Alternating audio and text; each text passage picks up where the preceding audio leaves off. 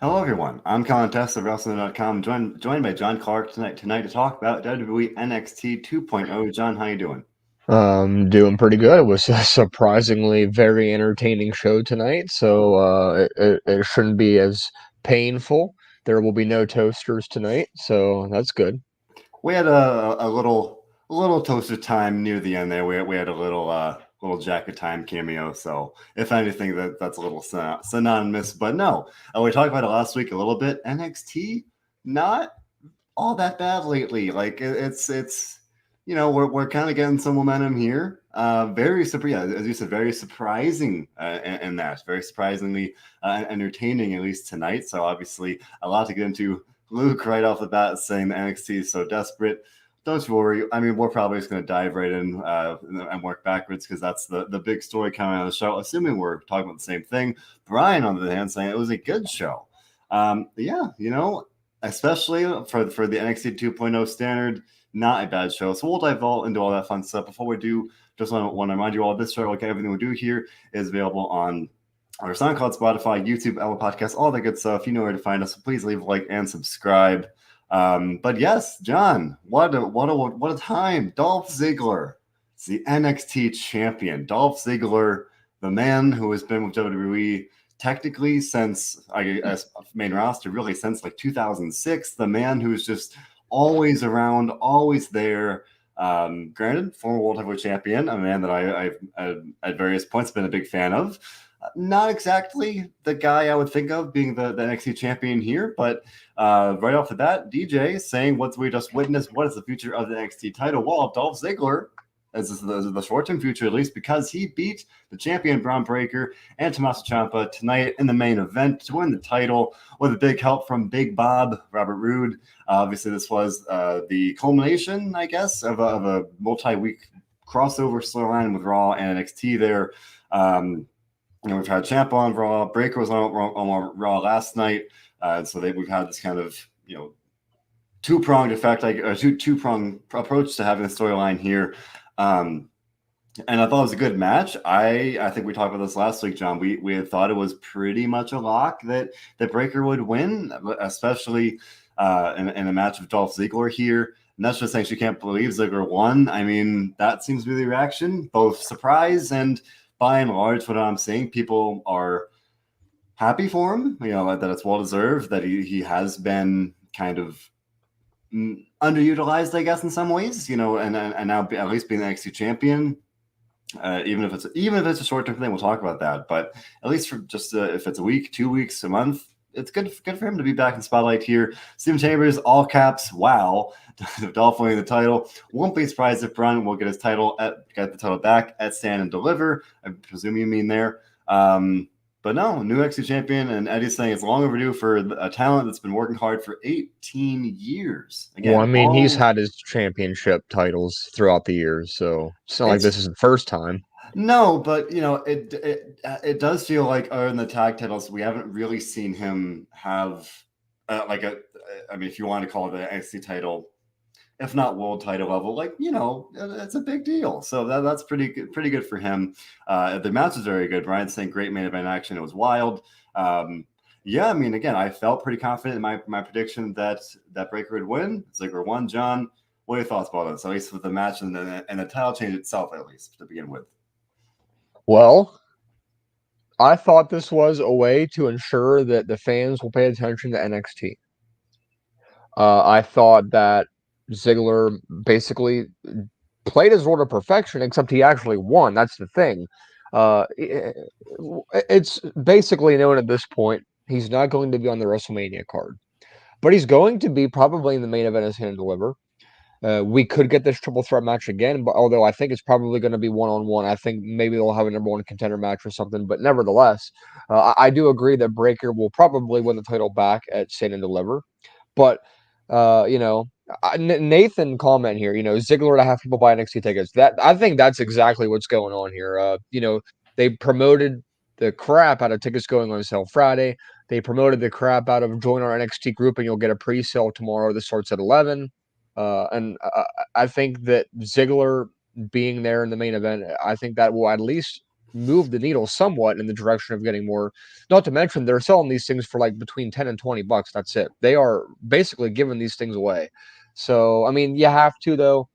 I'll tell you what, when the show started, I was so down. I was like, it's been so long. I am tired of watching this. I don't want to watch this. I don't want to watch. But I tell you what, it was a very, very good show from start to finish. And I know we have comments at the beginning. Luke had said desperation. Now he's again saying, desperation from NXT. I wouldn't. I don't think it's desperation. Desperation. Like I don't necessarily think that they're like this is a last resort where we're failing and we need to do this now to get people to watch more. Like I think it's just a strategic move to kind of bump up things a little bit. Maybe give Braun Breaker his first opportunity to kind of face adversity and see how he handles it. And that's what the next 2 or 3 weeks is going to be all about. And not to mention, Ziggler is probably going to haul this thing around on Raw and just promote it even more. So I don't think it's I don't know. I don't think it's desperation, but I can understand like why people would think and assume that this is kind of like almost like a need and not a want. I think it was more of a want than a need. But what do you think? As you just said, Miley pointing out that yeah, you have Ziggler in theory on Raw with the title. That is just inherently promoting it, even if they don't say a word, even if the commentary team, as they often do, granted that maybe that's a little harsh because this actually has been a crossover storyline, but by and large, usually if it's someone from another brand or whatever, it's not often you see this real kind of cross promotion going on. But no, even if he's just on Raw with the title, that is like some cross promotion, some boost for the title for the show here. So I definitely think that's probably at least part of it. Again, it's just weird because Dolph Ziggler is not the guy that I would think of like, oh, we got to sell tickets. So let's put him, let's have him win the title and now sell tickets. Like, I don't know who else it would be in this case. He is the main roster guy they've been working with on the show. So in that sense, I can see kind of logic there. But I'm not saying Dolph Ziggler was not a draw. It's just like it does seem to be a little odd. But I guess it's kind of like an all hands on deck situation. Brian never pointing out. I mean, yeah, WrestleMania Saturday. You've got Stand and Deliver. I think that's roughly like 12 or 1 o'clock my time, Eastern time, and then you've got obviously WrestleMania, presumably 4 hours itself later Saturday night, and then WrestleMania Sunday. So at least from the live fan perspective, they probably wanted to have something quote unquote special, different to have on this show, and I guess that is Dolph Ziggler in this scenario. So no, I think that was probably the case. It is just interesting to note a couple things here. As I mentioned a minute earlier, just a couple minutes ago, Braun Breaker was on Raw last night. He had his debut on the show. He wrestled. He won a match, and he won his debut match. And another tag team deal here, but that's still meaningful. And from the start, it's been pretty clear they've been fast tracking him. So now you start to kind of connect the dots. Okay, he had a backstage interview last night, won the match, and he also had a video package. And you pull all those together, and now he lost the title, and it's and also the way that they framed it, they said "Welcome to Raw," and it reminded me of the way that Karrion Kross got called up when he was still a champion. It's like, could we be seeing more of him on Raw in the weeks ahead as part of the storyline, and maybe even more? So that is something that's on my mind. And reportedly, Breaker and I think Ciampa as well are both slated to be at live events this upcoming weekend. Read into that what you will, but still another kind of piece of that puzzle of like, oh, we're kind of seeing maybe at the very least some kind of trial run kind of thing of like, okay, what they want to kind of see what this guy can do, want to see what he can do with other main roster talent there. So I don't know. I guess my gut instinct is like, oh, well, obviously this is a transitional thing. So I think it was Steven or someone who had said earlier that yeah, Breaker will probably get the title back at Stand and Deliver, but now I'm kind of seeing maybe that's not a given. Maybe, who knows? I saw some people immediately picking, oh, Breaker will get called up. Ziggler's the champion. Ziggler's kind of the new flag bearer. I don't see that, but it does kind of make you question. John, just shaking your head at me, but Yeah, because I've already seen people saying, and I'm gonna say this now. I really hope it's sarcasm because I've seen some like pretty high up media people saying like, "That's it. Vince took one look at Breaker, now he's shooting him to the main roster, and he's going to win and everything. And like, please let that be sarcasm, because you can't be that. I don't even know what word to use, but that's not happening. Like, he's not coming to the main roster. He's not dethroning Roman at SummerSlam like people were saying.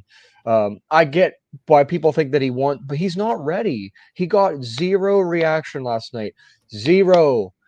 Tommaso and Ziggler and Rude got reactions. Braun Breaker came out. There was no reaction. I don't know if they piped in sounds for you or what, but there was no reaction at all. And he was booed tonight by the own NXT people. He was booed over Ziggler. It's not like he's not ready to come to the main roster. And Nate's suggesting, could he be the winner of the Battle Royal if they have one? Well, they will have one, but he's not going to win. He's not going to be there, I would assume. He's going to be a Sin and Deliver, and that's going to be it.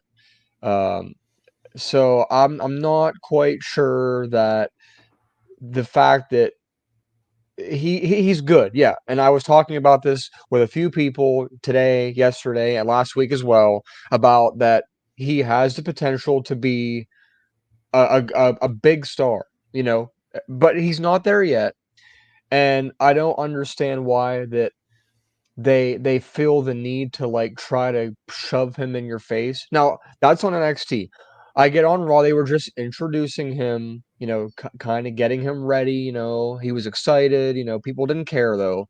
And no, Nate, I was not the only one to cheer. I did not cheer him at all. In fact, I was booing him as well because I don't necessarily like him. And I didn't like him. I didn't like him when he came. And it's not because his name's Braun Breaker. It's not because he wears a rainbow, whatever you want to call it, a singlet. It's just the fact that I think the character is very, very generic. Like, it's like if you would go to WWE 2K22 that just came out today, free bump for them. If you were gonna go to that create a wrestler and click on the random button, like, he is what would come up, and there would be no personality behind it because there really isn't one. Like, they could be playing off of his family so much more than they are. And they always do that kind of thing. And now it's like this time they're not doing it. And it doesn't make any sense. Like, exactly. He's so bland. They do it with Charlotte Flair. They do it with other people. I mean, Randy Orton, they've done it with him. Like, but with Breaker, it's just like, no. Like, and I get, well, Laura, they are hoping he follows in his dad footsteps. I get that. I really do get that. But that they need to act like it then. They need to bring that up. Like, they need to story tell, talk about the history, talk about like they are the best, I think. They claim to be the best in the world about at doing production. And I agree. They are leaps and bounds above anybody I've ever seen at video packages, production, segments, things like that. He's not getting any of that. So I don't know. And I agree with the rumors, about possibly Hall of Fame induction for Steiners this year. I think, that would be a good time to bring that up and kind of play off of that. So we'll see. But all in all, I thought the main event was a very good match to cap off a very good show. And I'm excited to see kind of what's going to happen next week. I mean, because we have just 3 more Tuesdays until then, so we're gonna have 3 episodes of NXT, and then we're gonna have. I mean, they've pretty much. If this wasn't already said before, they said tonight that like NXT Stand and Deliver is like basically now the WrestleMania. Yeah. It used to be NXT Takeover Brooklyn or a SummerSlam weekend. They did it like 4 years in a row. That was like the biggest show they had. Now it seems that they're gonna stick with the Stand and Deliver theme there. So we'll see what happens. But I think all in all, with tonight, Ziggler winning, kind of being that familiar face that could potentially bring in more people, and he's not going to be a transitional champion because I think Breaker's going to get it back. It's not like they're going to promote, say, like whoever, like Grayson Waller or somebody, to the title. So we'll see what happens. Yeah, I would probably imagine Breaker will get the title back. If anything, he might be on Raw for the next couple of weeks. And then beyond that, he might do the carrying across thing of being on Raw and NXT, although that really didn't work out the first time. So I don't know if they want to kind of recreate that. So I don't know. I definitely agree. I've thought from the start they should lean more into his family, his lineage, the Steiners and everything. That makes so much sense to. And the fact that his dad, Rick Steiner, they tweeted about it. WWE tweeted about it. Rick came in the ring and celebrated with Braun after the showing off there, so that they're not hiding it, but they're not promoting it either. So it is a weird kind of gray area there, where in terms of their kind of feeling with that. Many people, Brian, have agreed here, saying that they should call him Rex Steiner. Rex Steiner is a much cooler name than Braun Breaker. I've never really cared for the Braun Breaker name, and seeing him on Raw last night, even trying not to be negative about, I thought he looked a little nervous in his promo. I thought, John, you had said you didn't really get a reaction, but just imagining like Braun Breaker being on Raw, being like, imagine Braun Breaker, WrestleMania, imagine 5 years down the line, this big WrestleMania flashy graphic, Braun Breaker in the main event. That's just against Dolph Ziggler. Ooh, at this point, we even knows, right? But granted, someone tweeted about it tonight. Dolph Ziggler, many years ago, people had said, oh, he's never going to do anything with that name. And here we are all this time later. He's had a very successful career. So the names aren't everything, but I do think they can make a difference. And Braun Breaker, not the best name. But and I'll also say, last point about it here, because we could spend the whole hour talking about this. But, to me, if he gets called up, it doesn't need to be all or nothing of like, oh, he's going to called up. Oh, he's going to dethrone Roman at SummerSlam. Like, it could just be, he gets called up, starts winning some matches, maybe gets a mid-card title. It could be a gradual build. It doesn't have to be a very rapid thing. Eddie pointed out a fair difference. Karrion Kross was kind of Triple H's guy, and then he gets called up, and Vince kind of reshaped him, remolded him in a very questionable image with the helmet and everything. And then Braun Breaker, for all intents and purposes, is very much like a Vince guy, an NXT 2.0 guy, quote unquote. So it is worth pointing out the difference there. But I do also think that it's kind of fair to say, hey, we didn't see Karrion Kross succeed when he was NXT champion really on Raw. So, to me, there is some cause for concern there. But obviously, that's one of many things to dive into tonight, and we'll kind of wait and see how this continues to play out for the next couple of weeks. One thing I do want to spend a little time talking about was the very convoluted way that they handled the tag team title match here. So, of course, the Creed brothers won the Dusty Rhodes Tag Team Classic a couple weeks ago to earn a shot at Imperium for the tag titles. I think last week they had they had one of those NXT kind of, hype videos. It's what they do. They have these, as you said a minute ago, they go out with presentation, the video package, make it feel like a big match. So we're heading into the show. This was one of the big matches. And early on, the Creed brothers were found, just in the aftermath of some attack, the implication being that Imperium attacked them. Then we had a little bit of a whodunit, like we didn't really know, but you kind of knew. And then MSK pulled a Hulk Hogan at WrestleMania 9. They said, okay, we're gonna take the title shot. We're just gonna slide right in. And at that point, I thought, are they gonna literally do the Hulk Hogan and win the titles in a match where they weren't advertised? Like, that's weird. They're the baby faces, and they're just gonna do that. And like, I don't really know about that. Nesha predicting maybe in that same vein, oh, MSK could have taken the Creeds out to get that title shot. Maybe there's something there. But so then we had MSK. They did get the title shot instead. Fairly good match. I don't remember it being very long before the Creed brothers, who reportedly weren't cleared to compete, ran to the ring, caused the DQ, end of the match, and we've got a couple of comments here predicting that it'll be a triple threat match, presumably at Stand and Deliver. Steven and Brian combined, kind of saying that here. I would agree. I just think there is a much less complicated and convoluted way to get there. Because it just seemed weird to promote the match, replace the Creeds of MSK, have the DQ, and then, if this is the path forward, it just feels like that we could have had maybe a more streamlined path here. But John, what do you think about it? Oh, I don't really know. It doesn't make a whole lot of sense. Why do this? And especially then it's a no contest. The tag title match is a no contest, and then uh, with a good story, this would make sense, I think. But I don't know who attacked outside. There was obviously the NXT parking lot is the most unsafe environment in NXT. This could have been better if it made more sense. Obviously, it didn't. It ended funky anyway, so I don't really know what's going on. I was honestly so rewind a little bit. I was expecting tonight for Braun Breaker to win, then I was expecting Gunther to come out and confront him. Yeah. Now we don't get any, and not even anything close to that. And now I'm thinking like, because in my head I'm trying to put together, okay, they want to literally stand and deliver. They want to deliver a good pay-per-view in Right. Dallas. So thinking about in my head, okay, well we're gonna get a ladder match. We know that. We're gonna get Mandy in a match. We know that. We're gonna get Dolph now in a match. We know that. So that's three. They only usually have five, and they're on a time constraint because people got to get to WrestleMania too.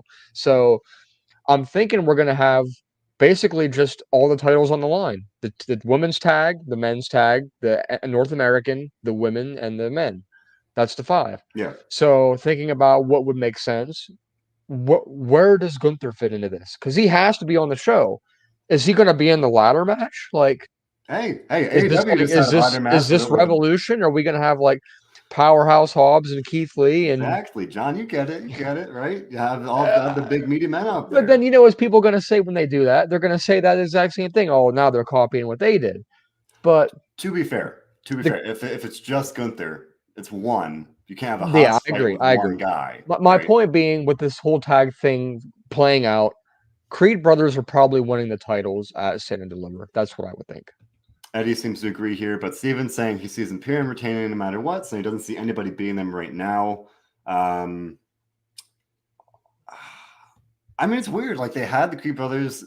I guess so. Technically, you can say, okay, they didn't get their shot, so their win in the Dusty Classic is kind of protected here. Like they still won that. They're still going to get this shot, presumably.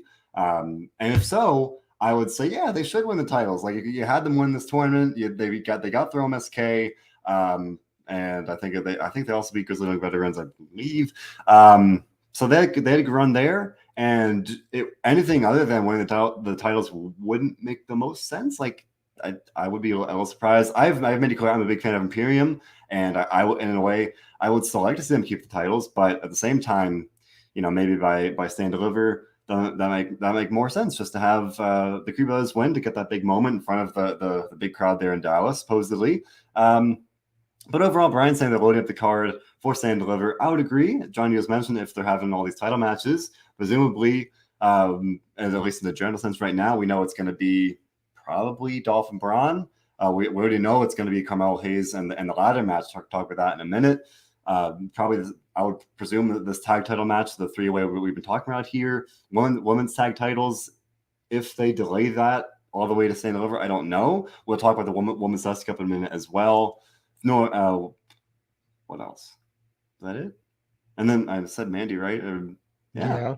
Maybe one more, but no, even just with that general sense, that general kind of outlook, it seems like a pretty good card there.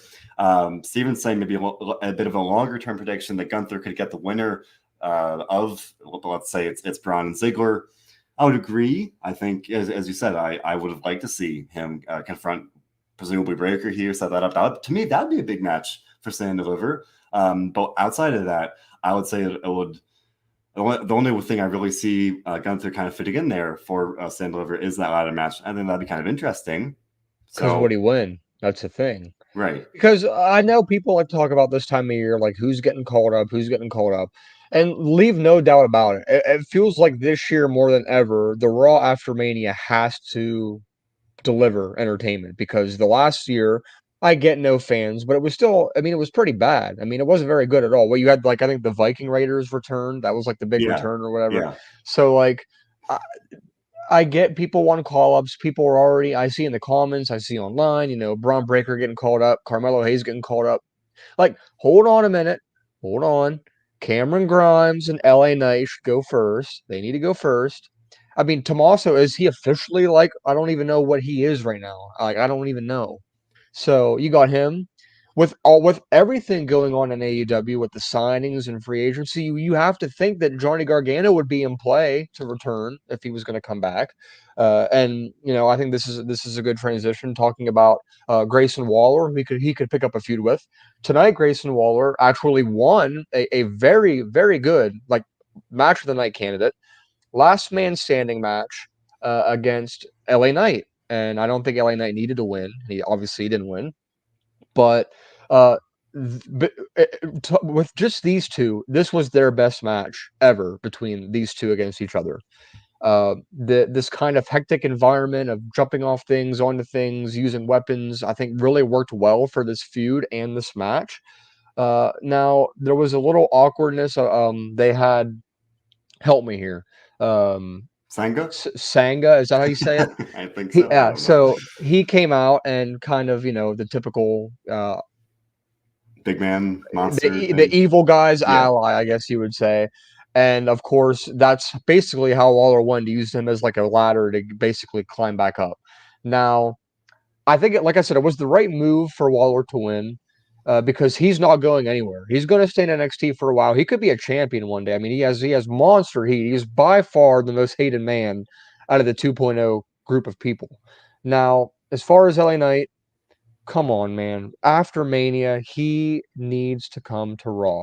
Can you imagine like a feud between, say, LA Knight and Finn Balor for the Intercontinental title that'd be good. or United States title, whatever it is? You got Priest, you got all these people. I mean, and last night on the way home from Raw, I was coming home from Cleveland. I was thinking, about just the Raw roster in general because I was trying to put the pieces together about a potential fit for Seth Rollins at WrestleMania.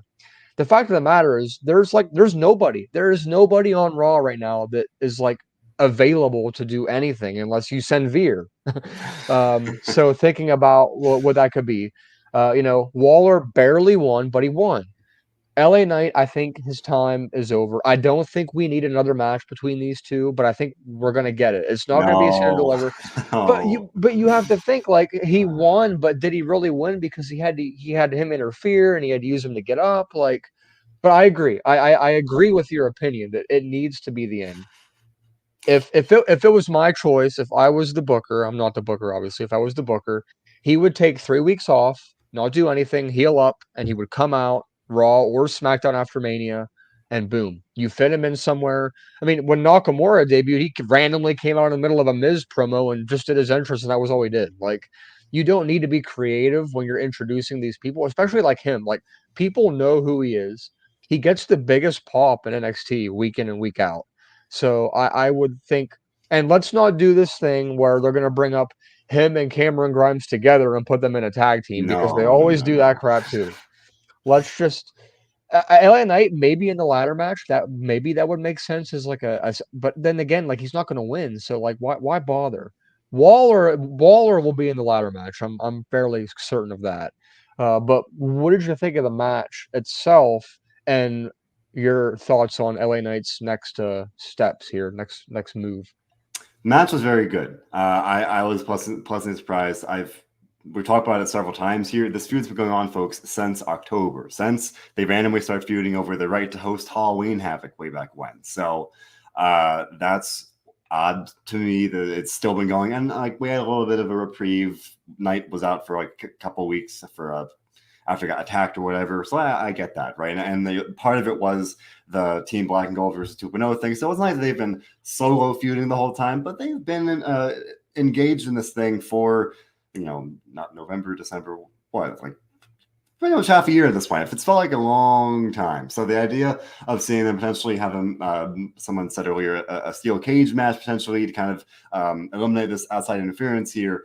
We were talking about it. At stand delivery, presumably it might be kind of a short or shorter takeover like show. You get the title matches, and then probably not a whole lot of room for other stuff. And in that case, like I'd be totally fine just leaving something like this off. Like this to me, this is it. Like they used to do this all the time. They would have.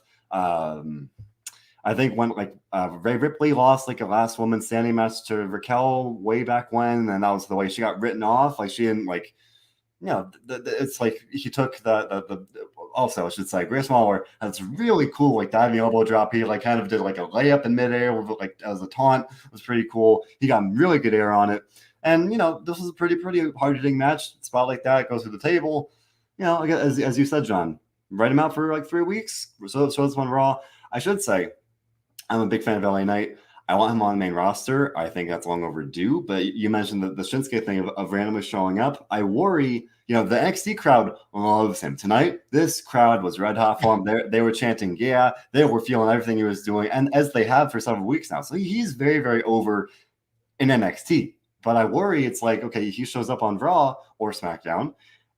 He doesn't have a theme song that's, I mean, every theme song technically for NXT fans, they're like, oh, that's blank. But if you're John, if you're at a Raw, if you're just someone that doesn't watch NXT, you're in the crowd, the theme song hits. It's not Shinsuke's theme. It's not like Bobby Roode's theme, the Glorious theme, I should say. That's like, oh, that's clearly whatever. Like, he's not over because of the theme song in a way. So I kind of worry that if he kind of randomly shows up like that it wouldn't be the best way. I don't know what I'll do instead. That might be kind of inevitable. I definitely think it's overdue, though. I definitely think he should move up. I think he adds a lot of excitement and energy, with his promos. He's very, very fun. Eddie's saying he's like a combination of The Rock and Stone Cold. I would say he does have a lot of charisma in promo. That's a very lofty comparison, but I will say he has a very, very natural I would say, like, in some ways unmatched charisma of like he has this magnitude of like he is a star. He's always felt like one. The booking hasn't always been there, but when it is, like, he really does feel like his nickname's the megastar, and so he feels like one.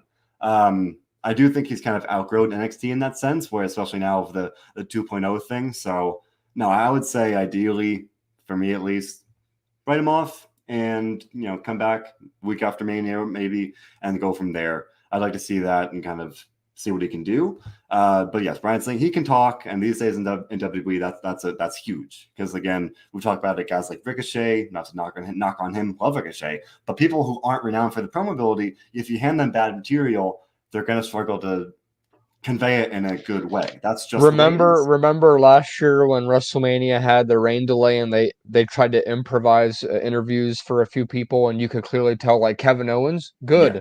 Braun Strowman, terrible. That's what we're talking about here. If you're a natural talker, or if you need help. Yeah, exactly. So that's what I'm hoping for. Will it happen? I don't know. For all we know, Knight could be back on NXT next week. I hope not. I do think it's definitely time. Or I would say past time. And maybe longer term, he could be a commentator. Steven saying, put him on the commentary table. I'd like to see that as well. I think he's like 38 or so. So I would say he's probably got a couple good years left. Maybe beyond that. I could see him. I could easily see him doing that again. That charisma would definitely, I would think, it would translate. So no, I would say maybe that could be an option at some point down the road. But here's hoping all night we'll go with main roster. Speaking of somebody possibly main roster bound, Carmelo Hayes, Johnny mentioned a minute ago, probably not going to go to the main roster tomorrow, but definitely one of the guys that you would say probably feels like that's in his future. He's one of the top stars they've got. Like Braun Breaker, they're clearly going all in with him. He's the quote-unquote the A champion, the North American champion. We already know that he's going to be defending the title in a lot of match at Stand and Deliver. They announced, I think, the first qualifying match for that match next week. It'll be Santos Escobar versus Cameron Grimes, which is weird to me because presumably that would mean that one of those guys, would lose naturally, and then they wouldn't be in the match. And to me, both of those guys should be in the match. Like, these qualifying matches, not that it would make for good TV, they should be kind of softballs of like it should be Carmelo versus Draco Anthony, right? Or sorry, not Carmelo. Cameron versus Draco Anthony or something, like, have them be kind of easy wins to qualify. Eddie's saying have it be Carmelo versus Tony D'Angelo versus Cameron versus Gunther versus Grayson Waller. So that would mean in this case that Santos would get left off the card. I would want to see Escobar get left off the card, but again, kind of like Gunther there. If you're not in this match, in this case for Escobar, I don't know what you would do. Maybe he'd be in the pre-show. If anything, he deserves better than that. So it's tough. It's tough. It is hard to predict, as Eddie pointing out. Other than that, I would probably agree with Eddie's lineup here. Carmelo, Tony cut a promo saying he's the new Don of NXT. He was in an Italian restaurant. Cameron Grimes, the thing about him, he just lost to Carmelo Hayes. So, like, I don't know if he necessarily needs to be in the match, but again, I wouldn't want to leave him off the show. So that's hard. That's tough as well. Definitely think Grayson Waller is a lock. Seems like Tony D'Angelo is a lock. Carmelo's champion. That's 3. I think he said he's defending against 4 opponents. I think it's a 5-man. I think you'll have Carmelo Hayes. I think you have Santos Escobar. Gunther, Grayson Waller, and if you have Tony D'Angelo, that's 5. I don't necessarily think it would be Tony D'Angelo, but I can't think who else it would be right now. But yeah, I agree for sure. The promo and the barbershop was entertaining tonight that they did. And I think this has the potential to steal the show, as does any ladder match. And I hope that they follow suit with SmackDown. And I think Ricochet should also defend in a ladder match. We haven't had a good ladder WrestleMania match in a while, Yeah. especially like that used to be like every year. That's what they did with the Intercontinental title. Like they could bring it back this year to get more people on the card. It feels like it's all like last year was like all like one-on-one matches, and it feels like this year is shaping out to be similar, with the exception of obviously the tag titles and things like that. But Well, John, it's supposed to be stupendous. I have to imagine to make it stupendous, they're going to add. well, they're well, gonna, I'll tell you what. You want to know something else that I thought was pretty stupendous tonight was a tag team match between women in the Dusty Cup semifinals. It was Io Shirai and Kaylee Ray versus Casey Catanzaro and Caden Carter. Io Shirai and Kaylee Ray were doing some crazy things together as a team, and I'll tell you what. Even though Catanzaro and Carter are like literally the best solidified women's tag team in WWE or on NXT, maybe all the of only, WWE. yeah, yeah. Well, Yeah, okay. yeah, at least NXT. But Right. anyway, uh, just because they're established obviously does not mean anything. So much like the main roster, NXT is prioritizing individual talent over tag team cohesion. And I know people don't like that, but there was a lot of up and down moments in this match. And I don't mean like up and down as like bad moments. I mean like where you had one team that was up and then you had one team that was down. It was back and forth. At this point, I am convinced that Io and Kaylee Ray are going to win. I think that's a lock at this point. I would think. Uh, it'll just add, you know, to me at this point, Io Shirai is probably the greatest female. Eliminate the 4 horsewomen. I'm not talking about them. Of the past like 2 or 3 years, Io Shirai is the top. Like she has done everything. She's won everything. War games, title matches, ladder matches. Way back before pandemic, she was winning. And this I think is going to be a send off at Stand and Deliver. I think Io is the female that needs to come up. I think Raquel needs to as well, but I mean, I've been saying that for a while, and at this point, I'm like, really, is it ever actually going to happen? We said it before about all kinds of people on NXT 1.0, and that pretty much never happened. So, Nope. what'd you think of the match? This was a good match. We've got a bunch of comments here saying that Casey and Kane should have won. Brian's saying they should have won and tore the house down. Yeah. To me, I had thought like pretty. I think like half. I'm not even halfway through the match. I think Casey and Caden. They at least at this stage, they were the only actual tag team remaining. You had Wendy Chu and Dakota Kai get randomly thrown together. Kaylee Ray and Io Shirai randomly thrown together. Pretty much, and I think most other teams, other than Persia and Indy, we all know what happened there tonight, but they were a team and they were eliminated. So Casey and Caden were the only actual team left in this match. So, sorry, the tournament. And I thought, like, it's the Dusty Rhodes Tag Team Classic, John. Tag team being in the name, I was like, shouldn't you have an actual team win? But as you said, being established doesn't mean anything. And if anything, this is a reflection of the main roster mindset of the individual talents here. The parts are great in the whole as a team, I guess. So that makes sense. I can get behind that. But a bunch of comments predicting at least that in the short term, Kaylee Ray and Io will win the tournament, be the new champions. We got two comments there, at least in the win tournament. I would probably agree. I really don't see Wendy Chu and Dakota Kai winning the whole thing. We'll talk about them in a minute. Both former champions. Their backgrounds speak for themselves. As you mentioned, they're doing great things in this match together. Even despite not being a team, they looked like one. They worked well together, so that was good. I think it was Kaylee Ray took a really nasty Tower of Doom Frankensteiner spot. She landed right on her neck. That was kind of scary. As far as I know, she was okay. More often than not, you see something like that. It's like, oh, that looked really bad, but that's just wrestling. They keep them rolling. That's totally fine. But in the moment, it's like, oh, that looked pretty bad. No, good match, and I would probably agree it will be Kaylee Ray and Io. And then beyond that, yeah, I could definitely see Io getting called up. I think that's long overdue.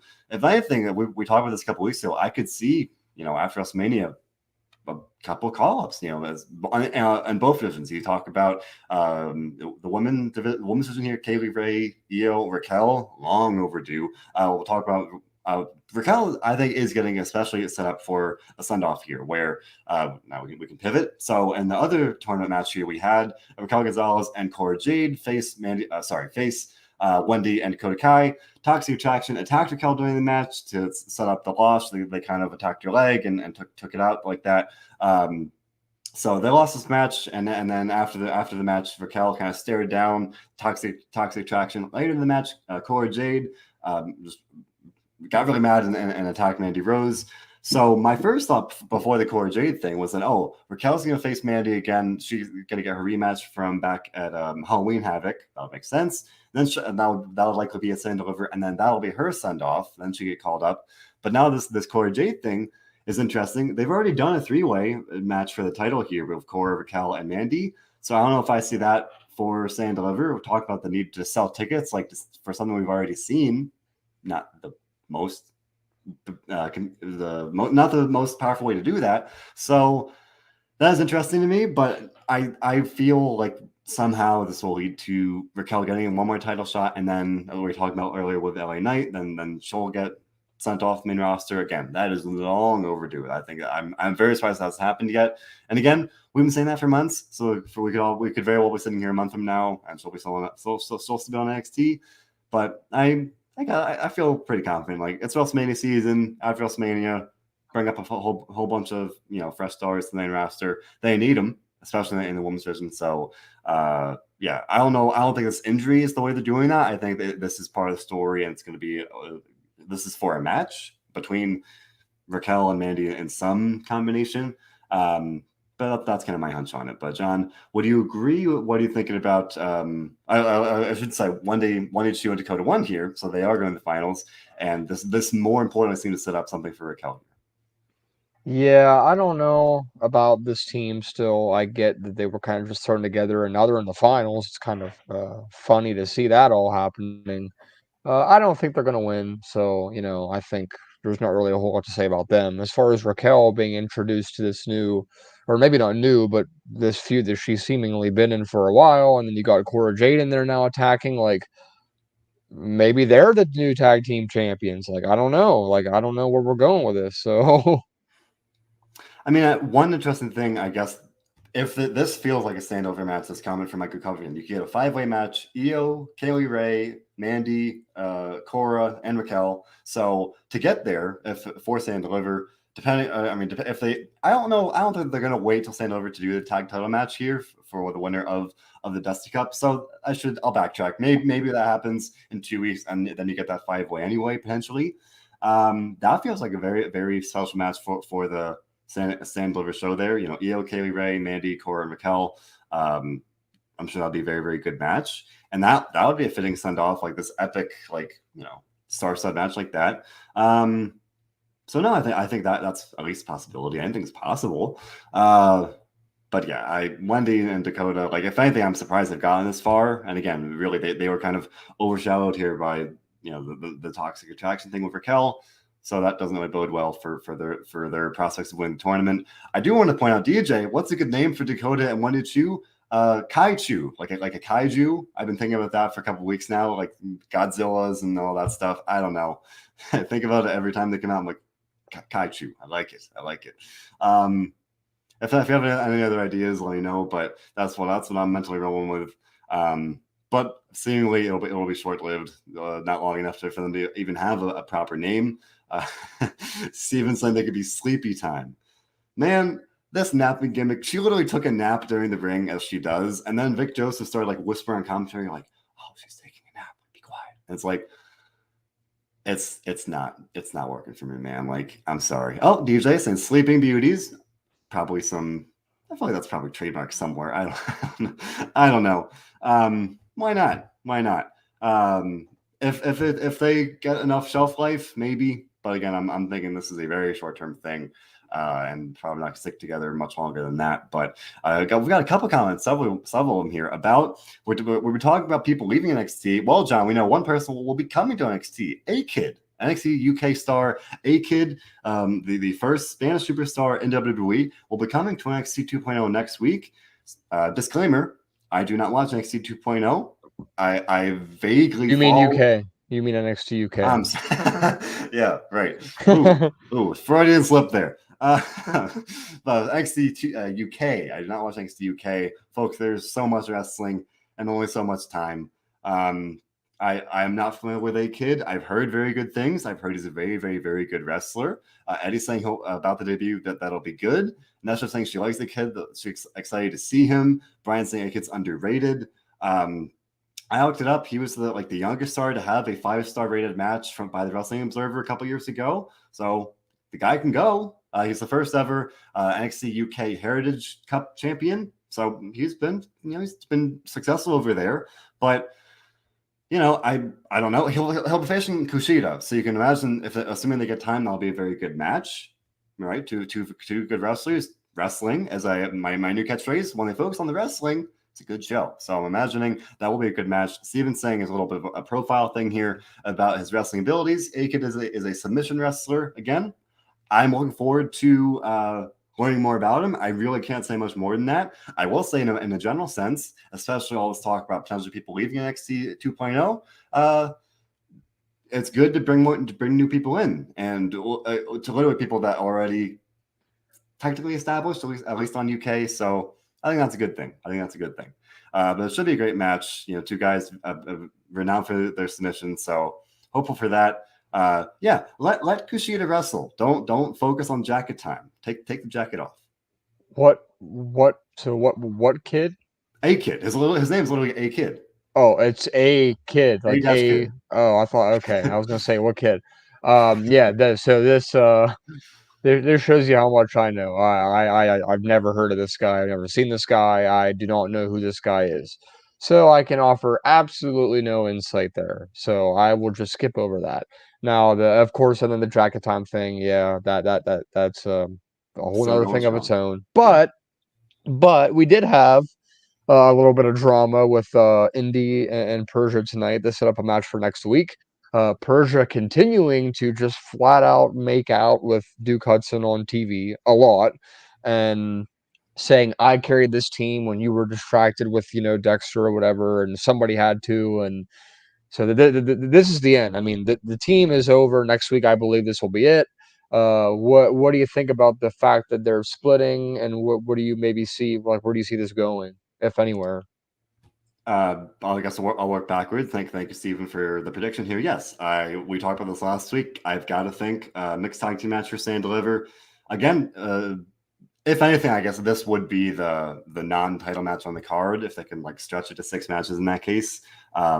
Or maybe if not, I don't know.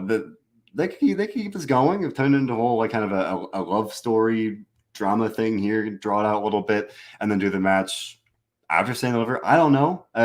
It's like a move to from the same people who brought you Index. Now we could have this storyline with the downfall of this tag team. Index still being kind of involved in the storyline here. So in a way, I'm hopeful that it'll be good if they can make it another kind of spicy drama here. Do you just think hopefully Indy will ruin the relationship of Hudson and Persia? I mean, I don't have a problem with it.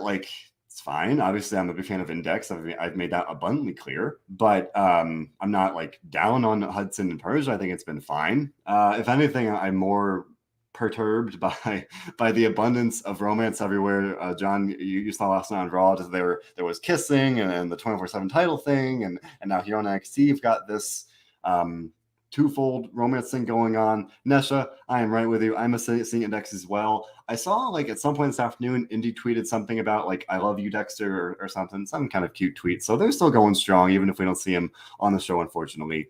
If anything, I think this tag team match potentially, if we get it, could bring us more Index. I think that's a good thing. But Brian's saying that these romance angles have to stop. I regardless of whether they have to stop, I think they're going to keep happening. The NXT 2.0, John, it's a horny show. Like, players are literally just like shove Duke against the wall, start making out with him. We've talked about Yeah. Toxic Attraction before, that 65 and up demo there. That's what they're leaning into. So, again, I hope that it's a good storyline here, and I hope the payoff ultimately is this tag team match, Index versus Hudson and Perza. Worth pointing out, we will see a singles match between Index and Perza next week. They want to prove who's the better woman once and for all.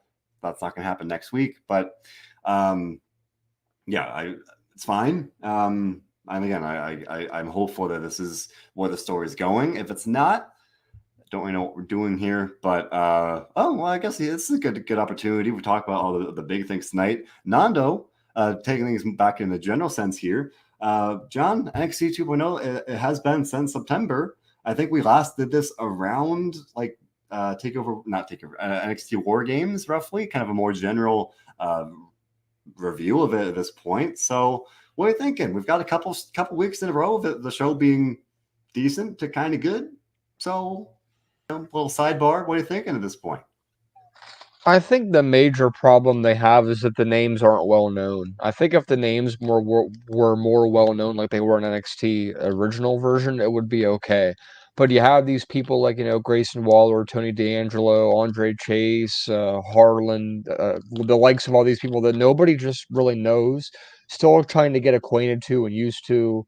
But I would not go as far to say that it's not worth watching. I do think that at the start, it was that way for a while, but it has certainly gotten better.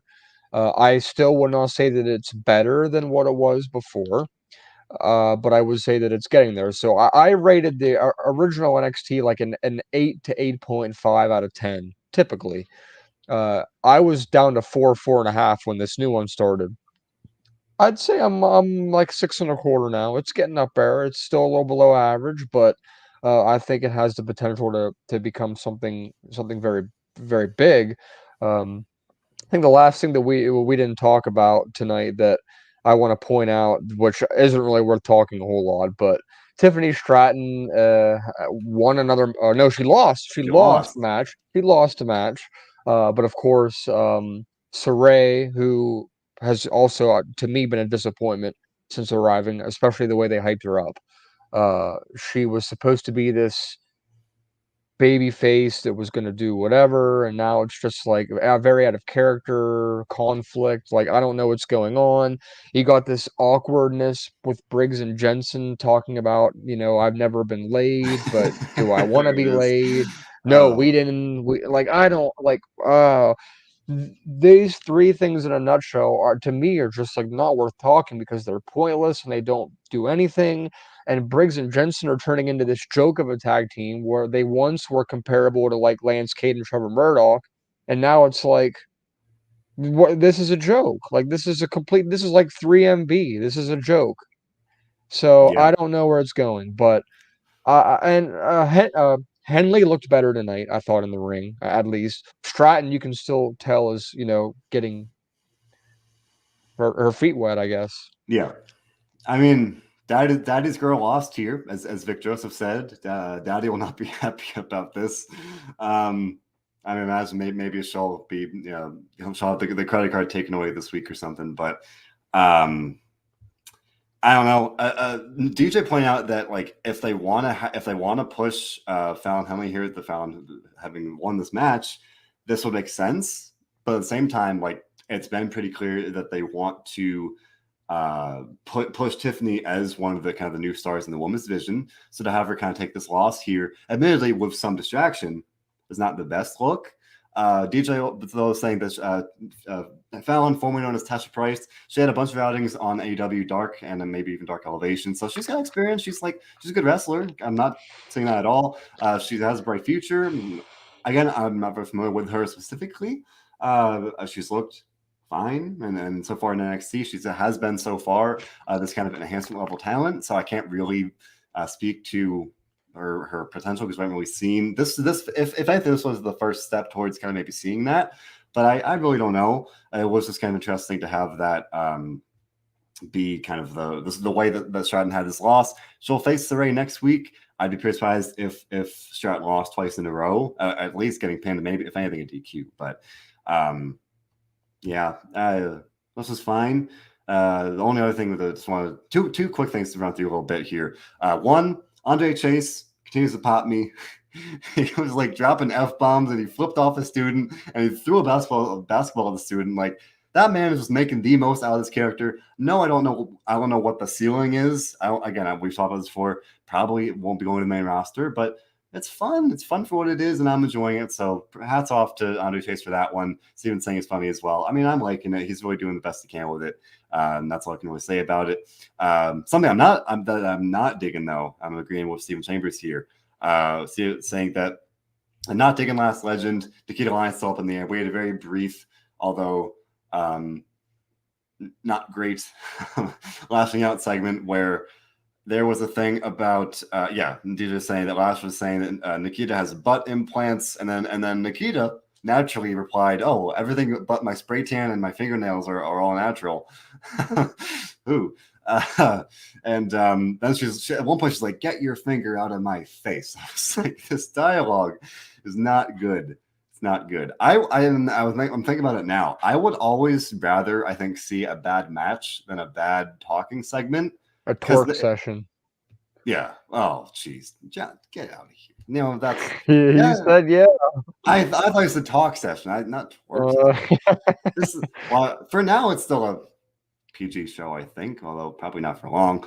I don't know. Again, focus on the wrestling. NXT is good. Get this stuff. This is why it's still Johnny rated. You rated. There's the brand itself at this point, 6.25.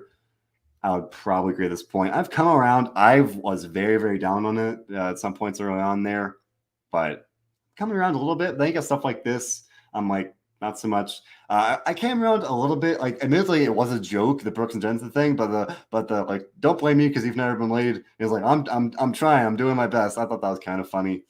So I'm coming around in some ways, and then you get stuff like this. And then I'm kind of right back where I started. So it is getting better to wrap up that discussion there. One little other thing, DJ's asking what we thought about Idris Anufa and Malik Blade in the Toxic Lounge. I don't know. That was weird. Like, they're supposed to be wrestlers trying to wrestle on a show, and now they're in this. Well, presumably this is maybe they'll be back there for the finals, but now they're kind of assistants to Toxic Attraction. It's not the best look. I don't know. Not a great look for a guy that just a couple weeks ago we thought they were going to have this great run to the top, the Cinderella run in the Dusty Cup. That didn't happen. So that's kind of weird to me. We did see Zion Quinn though. We did see as we certainly saw a bunch of characters tonight. So for better or worse, Zion Quinn and Draco Anthony backstage. One little other thing, they set up kind of a alliance of sorts with Draco Anthony, he whose only character trait is that he works out a lot, kind of being recruited by Joe Gacy, and Zion saved him and said he's his own man, he can speak for himself. I don't know why Draco needed someone to speak for him. That wasn't the best look, but maybe we'll get a tag team match there at some point. I don't know. But these are all kind of bite-sized things. Overall, John, we talked about NXT itself here, but for tonight's show, the special Roadblock edition, forgot to mention, what do you think about the show tonight? I'll go with a 7.25 tonight, a little bit above average. I thought it was actually, we're going to raise that to a 7.5 dog. I haven't gave a 7.5 dog in a while. So for Stephen Chambers and James, we're going to go with a 7.5 dog tonight. Good show, good matches, and I think if they can continue to ride this momentum, it could be, pretty positive, really. I would agree. DJ is saying a 7.2, just below the 7.5 dog. Steven with a 7. I gotta give it a 7, and that's good for me. Like, I don't think I usually don't go that high for NXT these days. And most of that's probably from the main event, really. I thought that was good. I thought the promos leading it were good, so that's probably like most of that 7 there. Nando with a 6.9 saying John let the dogs out. 6.9 from Brian as well. I thought the main event was really good. 7.5 from Herman Takar. Nesha for NXT overall here saying it's a 6 at this point. There are enjoyable parts. it's getting better. Like again, there were some rough patches, but it's getting better, getting a little better here as we go. But for the show itself tonight, Laura was 7.7, Kevin Taylor with a 7.4. So again, for NXT these days, these are pretty good numbers, and that's a sign that things are kind of at least another step forward. Another step of positive momentum heading into Stand Deliver. Hopefully, they can keep it up. And I'm looking forward to it. I want to like it. I don't come here like want to be like, oh, I hate the show. I want to bash it or whatever. I want to watch a good show, and when things don't give me that, that's when I get a little upset. But overall, Steven's saying things building up for NXT, for Stand Deliver, and as we go forward here, we're on the road to Stand Deliver. We're on the road to WrestleMania. John, you and I are here on Mondays to talk about Raw. We're here on Tuesdays to talk about NXT. Schedule permitting, we're here, Robert and I here on Fridays to talk about Friday Night SmackDown. Otherwise, on the AEW side of things, Dominic and Marcus cover all things AEW with the two Diamond Dudes on a Rampage. Otherwise, we've got a great stream of interviews constantly coming at you guys. Bill Pritchard recently interviewed AEW star Powerhouse Hobbs, former WWE manager Dutch Mantel. I interviewed the NWA World Heavyweight Champion Matt Cardona. That officially went up today, so make sure to check that out. The man is doing so much cool stuff. It's great to see. Big fan of him, and I got to speak with him, and glad to share that with you all. So if you're interested, make sure to check that out. All that and more is available on our SoundCloud, Spotify, YouTube, podcast. All you know where to find us. Leave a like and subscribe. We appreciate you. We appreciate you for listening. It means so much. Thank you all so very much. Not just saying great show. 10 out of 10 ducks for us. No ducks for NXT, but John, we got the ducks tonight. So there you go. Thank you, Nando. We appreciate you. We appreciate you all. We come here. The world is such a scary place. But we come here. Outside of all that, gas prices are rising. The world's terrifying. We come together to avoid all that, to enjoy the wrestling, to talk about it, whether it's toaster time or not. That's what we do here. I already gave away, but John, we do one thing above all others. And can you tell me what that is? Enjoy wrestling, folks. Indeed.